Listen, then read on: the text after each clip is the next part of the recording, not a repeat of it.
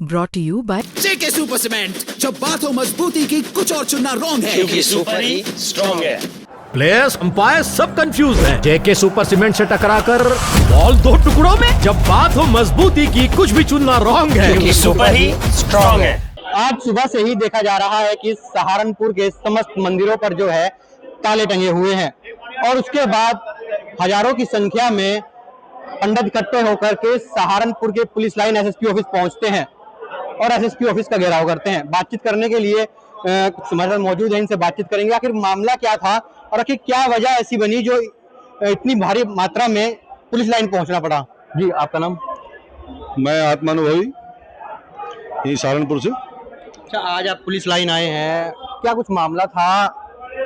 ब्राह्मण police line कहाँ हमें तो मजबूरी में आना पड़ा भाई। जब भारत में कानून इस प्रकार के बनेंगे कि एक मंदिर में रहने वाले पुजारी को भी SC/ST एक्ट जैसे मुकदमे में फंसाया जाएगा, पॉक्सो जैसे मुकदमे में झूठा फंसाया जाएगा, तो फिर तो ब्राह्मणों को पुलिस लाइन आना ही पड़ेगा, मजबूरी है।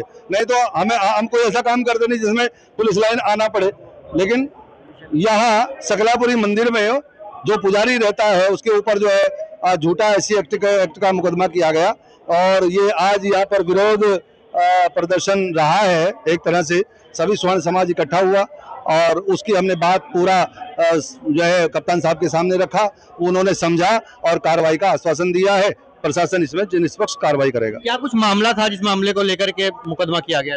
मामला तो बड़ा गहरा है। मामला तो ये है कि वहाँ वो जो मंदिर है उसकी वहाँ 30-35 बीघे जमीन है, वहाँ बाग भी है। भूतेश्वर मंदिर कमेटी के अंडर में वो मंदिर रहता है, परंतु वहाँ जो है भूतेश्वर मंदिर कमेटी कभी वहाँ की भंग हो जाती है, कोई जाकर के देखता नहीं। ये पंडित जी बेचारा बिना किसी शुल्क के, बिना किसी तनख्वाह के पंडित जी वहाँ रहता है और विजय वशिष्ठ और वहाँ पर पूजा कार्य करता है। जो चढ़ावा चढ़ता है उससे अपने परिवार का गुजारा करता है। वहीं गाँव पड़ता है सकलापुरी के लोग बच्चे वहाँ पर दिन रात पड़े रहते हैं। वहीं मंदिर में जो चढ़ावा आता है उसको सबको प्रसाद रूप में मिलता है। तो उन्होंने उस मंदिर के ऊपर कब्जा करने की योजना बहुत पहले से बनी हुई है उन लोगों की और ये षड्यंत्र बनाया गया। षड्यंत्र के तहत एक पंडित जी को बेचारे को फंसाया गया और उस पर झूठा मुकदमा लगा करके उसको जो है उसे जेल डालने के लिए प्रभाव किया गया पुलिस प्रशासन के ऊपर और ये मुकदमा दर्ज किया गया। उसी के विरोध में आज सब स्वर्ण यहाँ पर एकत्रित हुए हैं। आपका नाम? मेरा नाम शुभम वत्स। शुभम जी, आज आप यहाँ आए हैं तो क्या कुछ मांगी गई है? मांगे ये हैं जो पुजारी विजय वशिष्ठ जी हैं उन पर जो जिस तरह से फर्जी मुकदमा SC/ST एक्ट और पोस्को में दर्ज किया है, वो किसके दबाव में? भीम आर्मी के दबाव में। अगर मामला सत्य था तो उसके बाद मुकदमा दर्ज होता। बिना जांच के कैसे मुकदमा दर्ज कर दिया प्रशासन ने? किसके दबाव में? भीम आर्मी के।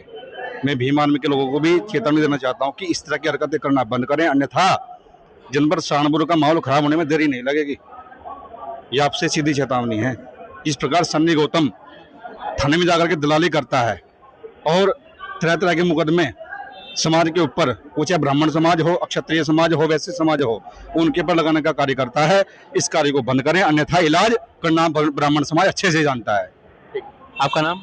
संजय प्रपन्नाचार्य। संजय जी, आज आप यहाँ पुलिस लाइन पहुंचे थे, भारी संख्या में थे, तो अब क्या आगे का निर्णय रहने वाला है? आगे का निर्णय यह है कि एक तो भीम आर्मी के कुछ लोग, हमें नहीं कहते संगठन में अच्छे लोग होते खराब होते हैं, कुछ लोग ऐसे हैं जिन्होंने इस चीज़ को धंधा बनाया।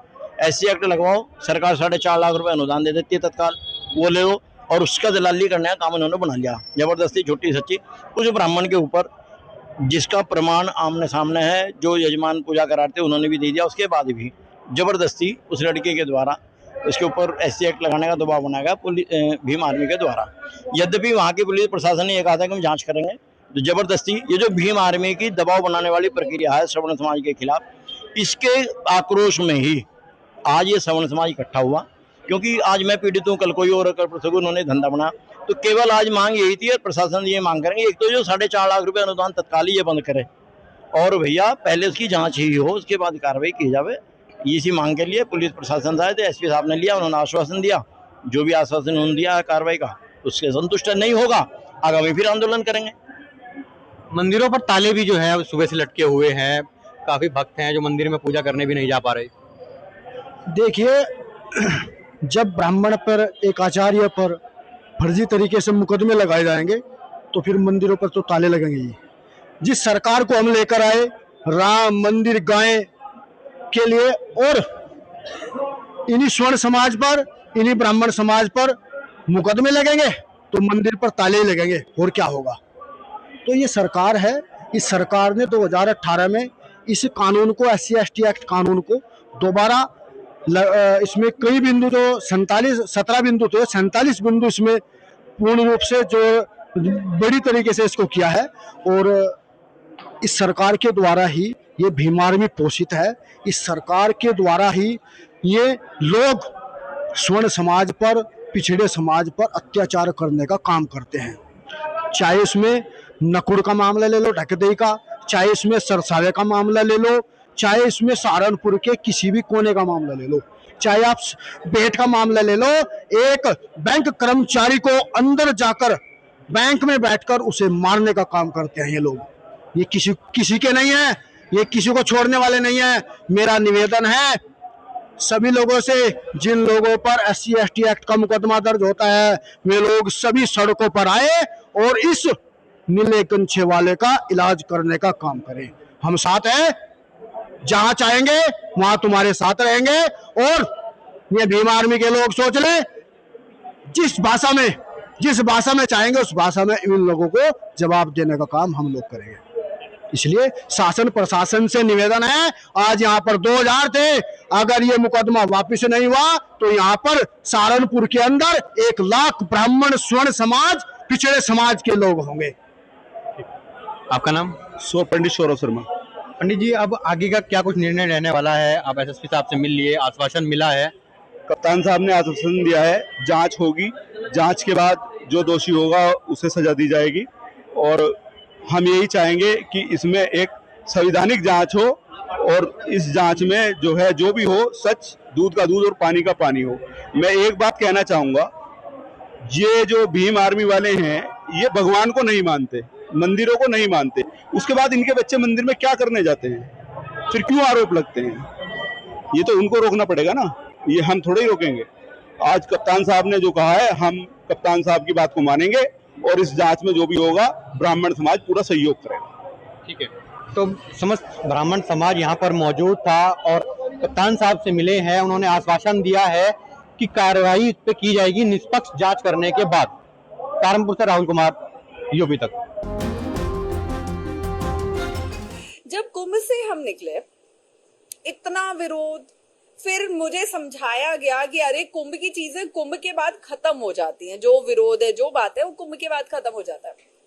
और मैंने भी ये सोचा कि हाँ, फिर सब अपनी लाइफ में बिजी, अपने काम धंधे में बिजी, कहाँ किसी को इतना टाइम है कि ये बार बार मेरा विरोध करने बैठेंगे।